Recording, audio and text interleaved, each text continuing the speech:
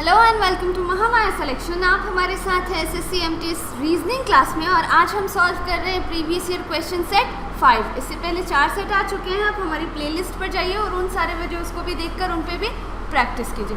तो आज जो हमारा फर्स्ट क्वेश्चन है रीजनिंग में वो है there are 5 friends S K M A are.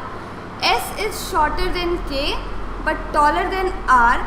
M is the tallest, A is a little shorter than K and little taller than S, who has 2 persons taller and 2 persons shorter than him। ये order and ranking का question है, हमें इसे arrange करना है। चलिए देखते हैं कि फर्स्ट स्टेटमेंट क्या है। फर्स्ट स्टेटमेंट है S is shorter than K। S जो है वो K से छोटा है, K बड़ा है और S छोटा है। बट टॉलर देन R, लेकिन वो R से बड़ा है तो R इसके नीचे होगा। चलिए अब आगे देखते हैं। A is a little shorter than K and little taller than S। अब A जो है वो K से छोटा है लेकिन S से टॉल है। K जो होगा वो उसके नीचे A, उसके नीचे S एंड देन हमारा R।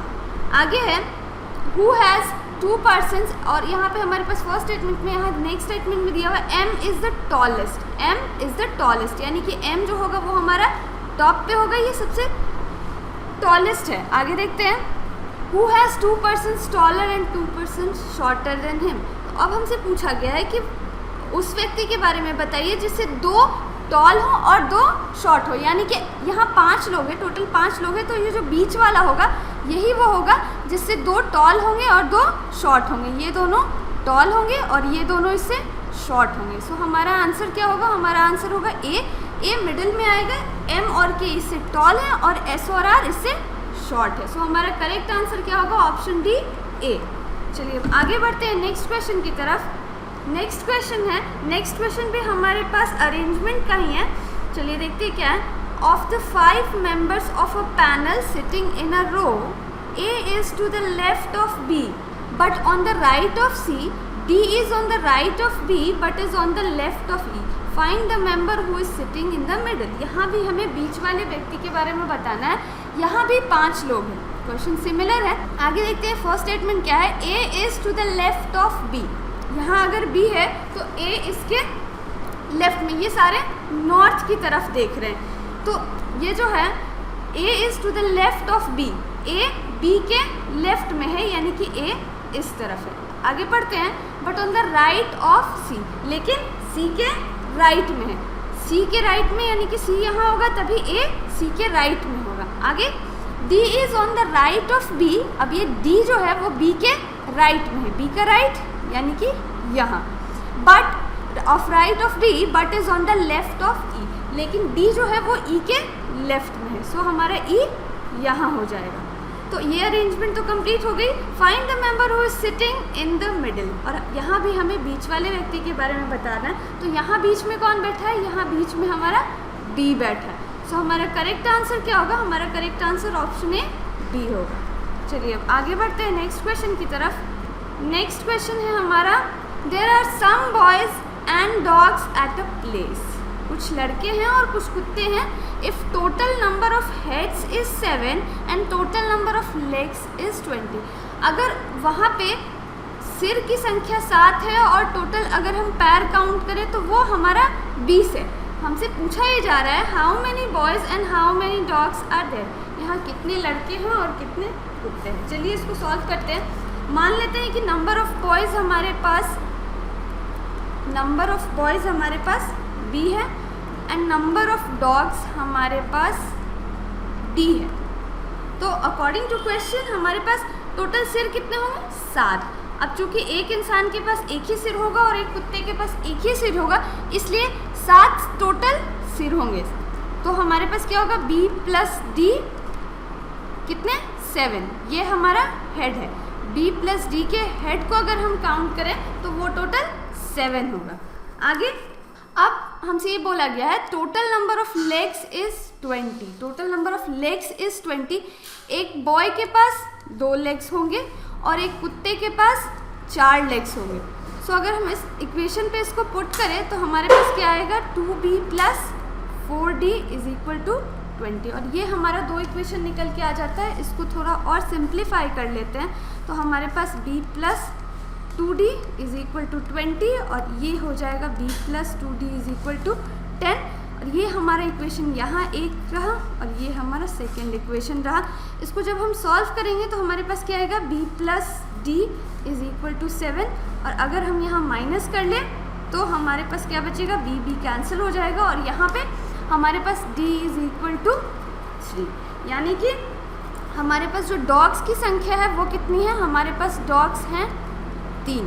तो टोटल सिर कितने थे 7, तो उनमें से 3 सिर कुत्ते के होंगे, तो इंसान कितने होंगे, बॉयज़ कितने होंगे वहाँ पे बॉयज़ 4 होंगे। सो हमारा जो करेक्ट आंसर होगा वो क्या होगा, 4 boys and 3 dogs. 4 boys and 3 dogs हमारा करेक्ट आंसर होगा। चलिए अब आगे बढ़ते हैं नेक्स्ट क्वेश्चन की तरफ। नेक्स्ट क्वेश्चन है हमारा P, Q and R are educated, P, R and S are hardworking, R, S and T are employed, P, Q, S and T are polite. Who is educated, hardworking, polite but not employed? कुछ categories दी गई हैं जैसे educated, इसमें हमारे पास कौन कौन से लोग हैं, P है, Q है और R है। फिर हमारे पास है हार्डवर्किंग, हार्डवर्किंग में हमारे पास P, R और S है। एम्प्लॉयड यानी वो लोग जो काम कर रहे हैं वो है R, S और T। और पोलाइट यानी कि विनम्र लोग हमारे पास कौन कौन से हैं, P, Q, S and T। बस इसी क्वेश्चन को पढ़ते हैं। क्वेश्चन के according P, Q, R educated यानी शिक्षित है, P, R, S hard working यानी मेहनती है, R, S और T एम्प्लॉयड है यानी कि वो काम करते हैं, P, Q, S and T are polite यानी कि वो विनम्र है। तो हमसे पूछा ये गया है who is educated, hard working, polite but not employed. इनमें से कौन सा वो व्यक्ति है जो एजुकेटेड भी है, हार्ड वर्किंग भी है, पोलाइट भी है लेकिन एम्प्लॉयड नहीं है। हमें ये बताना है कि कौन सा व्यक्ति है जो एजुकेटेड है, हार्ड वर्किंग है, पोलाइट है लेकिन एम्प्लॉयड नहीं है। तो चलिए देखते हैं। हमारे पास एजुकेटेड में P है, हार्ड वर्किंग में भी P है, एम्प्लॉयड में P नहीं है और पोलाइट में भी हमारे पास P है। सो हमारे पास क्या मैच करे, ये जो क्राइटेरिया थी हमारी, एजुकेटेड P इसमें भी आ रहा है, हार्ड वर्किंग P इसमें भी आ रहा है, पोलाइट P इसमें भी आ रहा है और इसमें नहीं आना था एम्प्लॉयड में, वहाँ P नहीं आ रहा है। सो हमारा जो आंसर होगा वो होगा P। P जो है वो क्या है, एजुकेटेड भी है, हार्ड वर्किंग भी है, पोलाइट भी है लेकिन एम्प्लॉयड नहीं है और हमसे यही पूछा गया था। सो हमारा करेक्ट आंसर क्या होगा, हमारा करेक्ट आंसर होगा ऑप्शन ए P। चलिए अब आगे बढ़ते हैं नेक्स्ट क्वेश्चन की तरफ। नेक्स्ट क्वेश्चन हमारे पास कोडिंग डिकोडिंग का है। क्वेश्चन है if paper is written as OZODQ how pencil can be written in that code. एक स्पेसिफिक कोड है जिसमें पेपर को क्या लिखा गया है, इसमें पेपर के लिए जो कोड है वो है OZOD और Q और हमें ये बताना है कि पेंसिल का कोड इस लैंग्वेज में क्या होगा। चलिए देखते हैं कि क्या लॉजिक लगा होगा, इस कोड को बनाने में लॉजिक क्या लगाया गया। यहाँ पे P है, यहाँ O है, यहाँ A है, यहाँ पे Z है, यहाँ P है, फिर यहाँ O है, यहाँ E है, यहाँ D है और यहाँ R है और यहाँ Q है। तो आप देख सकते हैं कि इसमें जो भी कोड वाले वर्ड्स है वो जो हमारा ओरिजिनल वर्ड है उससे एक पहले वाले अल्फ़ाबेट से, यानी P से पहले O, A से पहले Z, P से पहले O, E से पहले D और R से पहले Q। यानी कि अब हमें लॉजिक समझ में आ गया। हमें क्या लिखना है, प्रीवियस अल्फ़ाबेट लिखना है, हमें प्रीवियस अल्फ़ाबेट लिखना है यानी कि जो भी हमारे पास ओरिजिनल वर्ड है उसमें जो भी अल्फ़ाबेट्स आ रहे हैं उससे एक पहले का, उससे एक पूर्व का अल्फ़ाबेट हमें लिखना है। सो हमारे पास P के लिए क्या हो जाएगा, P से ठीक पहले O, E से ठीक पहले D, N से ठीक पहले M, C से ठीक पहले B और I से ठीक पहले H और L से ठीक पहले K। सो हमारा कोड क्या बन रहा है यहाँ पे, ODMBHK। चलिए ऑप्शंस को देख लेते हैं। हमारे पास जो हमारा करेक्ट आंसर होगा वो क्या होगा, ODMBHK यानी कि हमारा ऑप्शन डी बिल्कुल सही होगा। चलिए अब आगे बढ़ते हैं नेक्स्ट क्वेश्चन की तरफ। नेक्स्ट क्वेश्चन है हमारे पास from the given alternative words select the word which can not be form using the letters of the given word. हमारे पास एक वर्ड दिया गया है कॉन्वर्सेशन, और इससे हमें चेक करना है कि इनमें से कौन से दिए हुए वर्ड्स, जो 4 वर्ड्स है हमारे पास, nation, version, station and region, इनमें से कौन सा वर्ड नहीं बनाया जा सकता है। चलिए देखते हैं कि क्या है हमारे पास है कॉन्वर्सेशन। सो हमारा जो फर्स्ट वर्ड है वो है नेशन। हमारे पास एन है, ए है, टी है, आई है, ओ है, एन है। सो ये तो बिल्कुल बनेगा। फिर है हमारे पास वर्जन, तो हमारे पास वी है, ई है, आर है, एस आई ओ एन। सो हमारा ये भी बनेगा। आगे देखते हैं स्टेशन। हमारे पास क्या है, एस है, टी है, ए है, हमें एक और टी चाहिए यहाँ पे जो नहीं है। इस टी के लिए हमारे पास इस वर्ड में कोई एक्स्ट्रा टी नहीं है। सो ये वर्ड स्टेशन, इन वर्ड्स को यूज़ करके नहीं बनाया जा सकता। आगे एक और चेक कर लेते हैं। आगे है हमारे पास रीज़न। सो हमारे पास आर भी है, ई भी है, ए भी है, एस भी है, ओ भी है, एन भी है। इसको हम बिल्कुल बना सकते हैं। तो जो हमारा यहाँ पे वर्ड जो नहीं बन सकता है कॉन्वर्सेशन के अल्फ़ाबेट से, वो है स्टेशन, क्योंकि यहाँ पे एक्स्ट्रा टी, यहाँ पे स्टेशन में 2 टी चाहिए हमें, लेकिन कॉन्वर्सेशन में हमारे पास केवल एक सिंगल टी है, इसलिए स्टेशन को हम नहीं बना सकते। हमारा करेक्ट आंसर क्या होगा, ऑप्शन सी, स्टेशन। चलिए आगे बढ़ते हैं नेक्स्ट क्वेश्चन की तरफ। नेक्स्ट क्वेश्चन जो हमारे पास है ये ब्लड रिलेशन का क्वेश्चन है। चाहे CHO लो, CJ लो, ब्लड रिलेशन तो आना ही आना है। चलिए देखते हैं कि क्वेश्चन क्या है हमारे पास। Rajiv is the brother of Atul. Rajiv Atul का भाई है। Sonia is the sister of Sunil. Sonia Sunil की बहन है। Atul is the son of Sonia. Atul Sonia का बेटा है। How is Rajiv related to Sonia. Rajiv का सोनिया से क्या संबंध है। चलिए देखते हैं हमारे पास क्या है। हमारे पास गिवन है कि राजीव जो है, फर्स्ट स्टेटमेंट जो हमारा है वो क्या है, अतुल का भाई है। राजीव अतुल का भाई है। अब ये ब्रदर है तो ये मेल पर्सन होगा। आगे देखते हैं। Sonia is the sister of Sunil. Sonia क्या है, सोनिया जो है हमारी वो सिस्टर है किसकी, सुनील की। और आगे स्टेटमेंट में है Atul is the son of Sonia. Atul is the son of Sonia. अब ये सोनिया जो है अतुल की माँ है और अतुल क्या है, बेटा है। Atul is the son of Sonia. तो आगे हमसे पूछा गया है how is Rajiv related to Sonia. Rajiv का सोनिया से क्या संबंध है यहाँ। सो चूँकि सोनिया का बेटा है अतुल और अतुल राजीव का भाई है, इसलिए इसकी भी माँ सोनिया ही हुई और राजीव सोनिया का बेटा हुआ। तो राजीव कैसे रिलेटेड है सोनिया से, राजीव क्या है, सन है सोनिया का। सो हमारा करेक्ट आंसर क्या होगा, हमारा करेक्ट आंसर ऑप्शन बी, सन होगा। चलिए आगे बढ़ते हैं नेक्स्ट क्वेश्चन की तरफ। नेक्स्ट क्वेश्चन जो है हमारे पास ये डायरेक्शन सेंस का है। क्वेश्चन है a man starts from a point walks 2 kilometre towards north. एक व्यक्ति है जो एक पॉइंट से शुरू करता है, मान लेते हैं यहाँ से शुरू करता है, और ये 2 किलोमीटर नॉर्थ चलता है। नॉर्थ यानी ऊपर, ये 2 किलोमीटर नॉर्थ चलता है। फिर वो अपने राइट मुड़ जाता है, फिर वो अपने राइट मुड़ जाता है, यानी इस तरफ मुड़ेगा, और फिर 2 किलोमीटर ही चलता है। आगे फिर वो एक राइट लेता है और चलता है।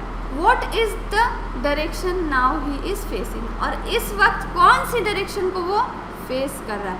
हमें ये नहीं मालूम कि यहाँ के बाद वो कितना चलता है, लेकिन ये कौन सी डायरेक्शन में चल रहा है ये तो हमें मालूम है। वो कौन सी डायरेक्शन में चल रहा है, उसने शुरू कहाँ किया था, उसने नॉर्थ की तरफ जाना शुरू किया था, लेकिन वो वापस आते आते साउथ की तरफ वापस आने लगा है। सो हमारा करेक्ट आंसर क्या होगा, हमारा करेक्ट आंसर साउथ होगा, यानी दक्षिण। ये व्यक्ति जो है वो साउथ की तरफ मुड़ गया और अब साउथ की तरफ मूव कर रहा है। चलिए अब आगे देखते हैं कि नेक्स्ट क्वेश्चन हमारे पास क्या है। हमारे पास जो नेक्स्ट क्वेश्चन है ये डाइस का है, यानी पासों का क्वेश्चन है। हमारे पास 2 डाइस दी गई हैं। चलिए देखते हैं डाइस को। हमारे पास जो पहला डाइस है यहाँ पे है 6, यहाँ पे 2 और यहाँ पे है 4। यहाँ पे है 4, यहाँ पे है 2 और यहाँ है 3। तो चलिए देखते हैं क्वेश्चन क्या है। When 3 is at the bottom, what will be at the top? जब 3 ऊपर होगा तो नीचे वाले में क्या होगा, ये हमें बताना है। चलिए 1 मिनट इसको इरेज कर लेते हैं ताकि हमारा डाइस बिल्कुल क्लियर दिखे। अब यहाँ पे 6 है, यहाँ 4 है, यहाँ 2 है, यहाँ 4 है, यहाँ 2 है और यहाँ 3 है। रूल क्या होता है कि अगर किसी भी दो डाइस के दो फेसेस, यहाँ पे जैसे दो डाइस हैं और इनके दो फेसेस पे सेम डिजिट है, तो जो अनसिमिलर जो भी नंबर्स होंगे वो एक दूसरे के आमने सामने होंगे। किसी भी डाइस में अगर दो डाइस हमें दिए गए हैं और उनमें दो फेस जो है वो सिमिलर हो, यानी कि दो अंक जो है उनमें समान हो, तो जो तीसरा होता है वो एक दूसरे के आमने सामने होते हैं। यहाँ पे हमारे पास क्या है, यहाँ 6 है, यहाँ हमारे पास 2 है, यहाँ भी हमारे पास 2 है, यहाँ हमारे पास 4 है और यहाँ भी हमारे पास 4 है। सो 4 सिमिलर है, 2 सिमिलर है। तो अब जो 6 के नीचे आएगा वो क्या आएगा, वो केवल और केवल 3 ही आ सकता है। हमारे पास 4 के लिए 4 है कॉम्प्लीमेंट्री पेयर, 2 के लिए 2 है। सो 6 के नीचे जो आने वाला होगा वो क्या होगा, वो 3 होगा। यानी कि अगर 3 नीचे है, 3 बॉटम में है, अगर 3 बॉटम में है तो अप में हमारा क्या होगा, अप में हमारा 6 होगा। किसी भी डाइस में अगर दो फेसेस सिमिलर हो तो जो तीसरा अनसिमिलर फेस होता है वो एक दूसरे के आमने सामने होते हैं। इसलिए हमारा करेक्ट आंसर क्या होगा, जब 3 नीचे होगा तो 6 ऊपर होगा। सो हमारा करेक्ट आंसर होगा ऑप्शन डी 6। चलिए अब आगे बढ़ते हैं नेक्स्ट क्वेश्चन की तरफ। नेक्स्ट क्वेश्चन हमारे पास फिगर काउंटिंग का है और इस बार हमें स्क्वायर्स काउंट करने हैं, यानी कि वर्ग गिनना है हमें। क्वेश्चन है the maximum number of squares in the given figure is the maximum number of squares, यानी कि इस चित्र में दिए हुए उन अधिकतम वर्गों की संख्या निकाले, कितने इसमें अधिकतम वर्ग हैं। चलिए देखते हैं। हमारे पास ये जो एक बड़ा वर्ग है ये कितना हुआ, ये हमारे पास 1 हुआ। उसके बाद हमारे पास यहाँ पे 2, यहाँ 3, यहाँ 4, यहाँ 5, यहाँ 6, यहाँ 7, यहाँ 8, यहाँ 9 और यहाँ 10। हमारे पास अभी तक टोटल 10 हो चुके हैं स्क्वायर्स। आगे देखते हैं। आगे जब हम करेंगे तो हमारे पास एक स्क्वायर ये होगा, हमारा एक स्क्वायर ये होगा, यानी कि +1। अब इसे इरेज कर दूं मैं, तो हमारे पास जो सेकंड स्क्वायर होगा वो क्या होगा, यहाँ होगा। हमारा जो दूसरा एक और स्क्वायर बना वो यहाँ बना। सो ये अगर मैं यहाँ ऐड कर लूँ तो ये भी हमारे पास 1 होगा। और एक स्क्वायर यहाँ भी बन सकता है, यहाँ अगर हम ऐसे देखें तो एक स्क्वायर हमारे पास यहाँ भी बन सकता है। सो ये हमारे पास कितना होगा, +1। वैसे ही हम एक स्क्वायर यहाँ भी बना सकते हैं। सो यहाँ पे कितना होगा, +1, यानी कि ये 10 + 4 हमारे पास टोटल 14 स्क्वायर्स बन रहे हैं। इसके अलावा और कोई स्क्वायर नहीं बन रहा, हमारे पास 14 स्क्वायर बन रहे हैं। एक जो है वो लार्जर हमारा स्क्वायर है, उसके अलावा हमारे पास 9 छोटे स्क्वायर्स हैं, यानी कि टोटल हमारे पास 10 हुआ। और प्लस इन स्क्वायर्स को बनाने में 1, 2, 3 एंड 4 हमारे पास 4 और स्क्वायर्स बन रहे हैं। सो हमारे पास टोटल 14 स्क्वायर्स है। सो हमारा करेक्ट आंसर होगा ऑप्शन डी 14। चलिए आगे बढ़ते हैं नेक्स्ट क्वेश्चन की तरफ। नेक्स्ट क्वेश्चन जो हमारे पास है ये वेन डायग्राम का है। ये भी काफ़ी एग्जाम में पूछा जाता है। और इस बार हमें क्या बताना, इस बार हमें वो फिगर बताना है जो क्या रिप्रेजेंट करती है, family, sons and daughter. Family, बेटे और बेटियों को हमें वेन डायग्राम से दिखाना है। चलिए देखते हैं फैमिली क्या होती है। एक बड़ी सी ग्रुप होती है कुछ मेंबर्स की। सो ये है हमारा फैमिली, ये है हमारा फैमिली। अब इसमें सन्स और डॉटर्स कैसे हो सकते हैं, एक फैमिली में सन भी हो सकता है और एक फैमिली में डॉटर्स भी हो सकते हैं। सो हमारा जो वेन डायग्राम बन के आ रहा है वो ये ऐसा कुछ है कि ये फैमिली है और इसमें सन और डॉटर्स हैं। सो इससे सिमिलर जो हमारे पास ऑप्शन में डायग्राम है वो क्या है, वो हमारा ऑप्शन सी है। इसलिए ऑप्शन सी हमारा करेक्ट आंसर हो जाएगा। ये करेक्ट वेन डायग्राम है। चलिए अब आगे बढ़ते हैं नेक्स्ट क्वेश्चन की तरफ। नेक्स्ट क्वेश्चन जो हमारे पास है ये पेपर फोल्डिंग एंड कटिंग का है। ये पेपर फोल्डिंग एंड कटिंग का क्वेश्चन है। चलिए देखते हैं। ये हमारे पास एक पेपर है जो कुछ इस शेप की है। चलिए इसे हमने कैसे फोल्ड किया, इसे हमने एक बार इस तरह से फोल्ड किया, एक फोल्ड, और फिर यहाँ पे दोबारा इसे ऐसे फोल्ड कर दिया। 2 फोल्ड्स हमने किए हैं।